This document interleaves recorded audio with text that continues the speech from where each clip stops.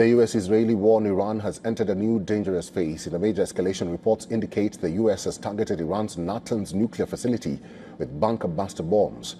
Iran, in turn, has threatened to hit back hard, warning that no tourism site worldwide is safe for its enemies. Amid all this, President Trump has said he's considering winding down operations in Iran. Here's a report.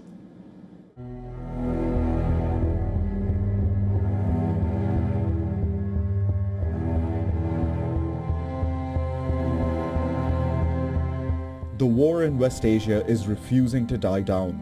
In the latest, the US has directly targeted Iran's most critical nuclear facility, Natanz, once again. Israeli media reports say that the nuclear facility has been hit with bunker-buster bombs. The Natanz nuclear facility site had already been damaged in the 12-day war in June 2025. Satellite images had shown structural destruction, but the latest strike marks a significant escalation. Tehran says the attack has raised the legal and diplomatic stakes of this war. And Iran will not be holding back. The IRGC has warned that tourism sites across the world are no longer safe for Iran's enemies. The threat renews concerns that the war may spill over far beyond West Asia. With both sides threatening to climb the escalation ladder, the war in West Asia seems far from over. But for the first time since the beginning of the war, US President Donald Trump has said that he is considering winding down operations against Iran. In a post on Truth Social, Trump wrote that the US is closing in on its military objectives in West Asia. Further, Trump has said that Israel will likely be ready to end its war with Iran once US operations conclude. However, he has dismissed the idea of a ceasefire outright. Mr. President, do you think Israel will be ready to end the war when you're ready to end I think the so, war? yeah. Trump's comments on winding down the Iran war have coincided with reports that say the US is preparing to send 3 more warships and thousands of more troops to West Asia. Reports say the Pentagon has already deployed the 31st Marine Expeditionary Unit and a rapid response force of about 2,200 Marines. The USS Boxer amphibious assault ship is also reportedly leaving the US nearly 3 weeks ahead of schedule. Reports also say that the US is considering plans to occupy or blockade Iran's strategically crucial Kurg Island in a bid to pressure Iran to reopen the Strait of Hormuz. If Washington decides to put boots on the ground, it would mark not only a major escalation, but also risk entangling the US in a prolonged war with Iran.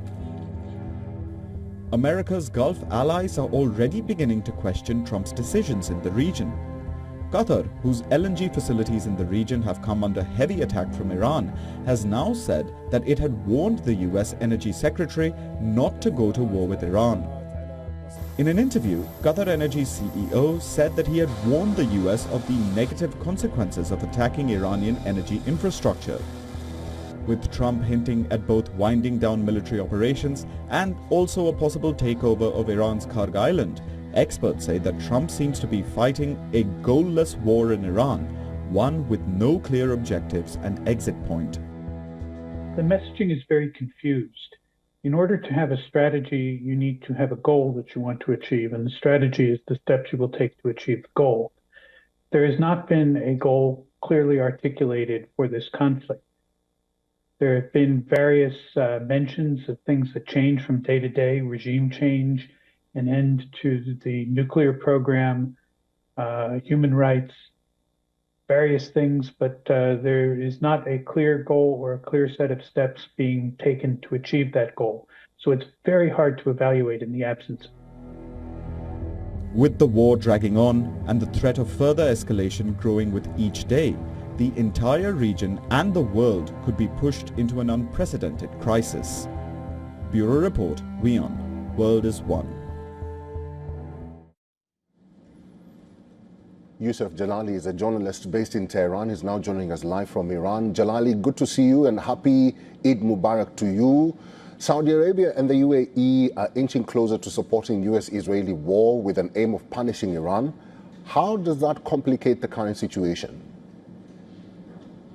Of course, this is going to open a new front in this ongoing conflict. Iran has time and again said that these countries are not a target for Iranian strikes. But of course, Iran is retaliating, and Iran is targeting the American assets, the Israeli assets in those countries. Iran has time and again said that it has been communicating with those countries, especially Saudi Arabia.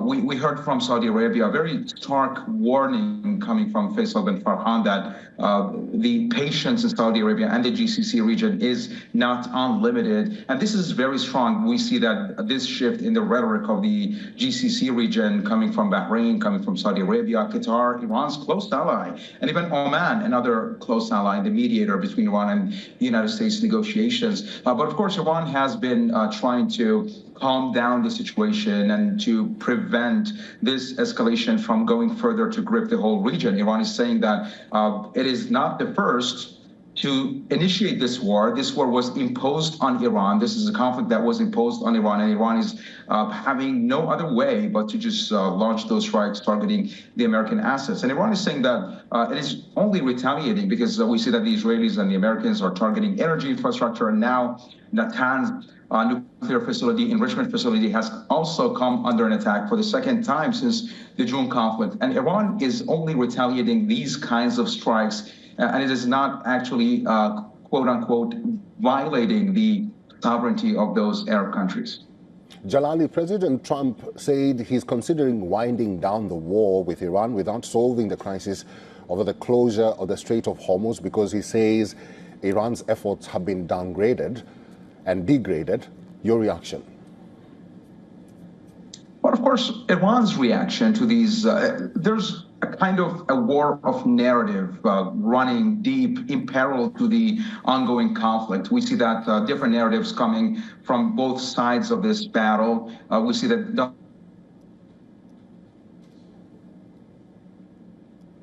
and even states folks are saying that they have been able to degrade Iran's missile and even drone capability. And of course, even now they're launching strikes against the Iranian nuclear program to try to degrade Iran's nuclear activity as well. But when you look at how Iran is reacting, the Iranians are saying that there's no disruption in the salvos of missiles or missile barrages and drone salvos being launched from Iran towards those territories, towards the American and Israeli assets and towards the Israeli territories.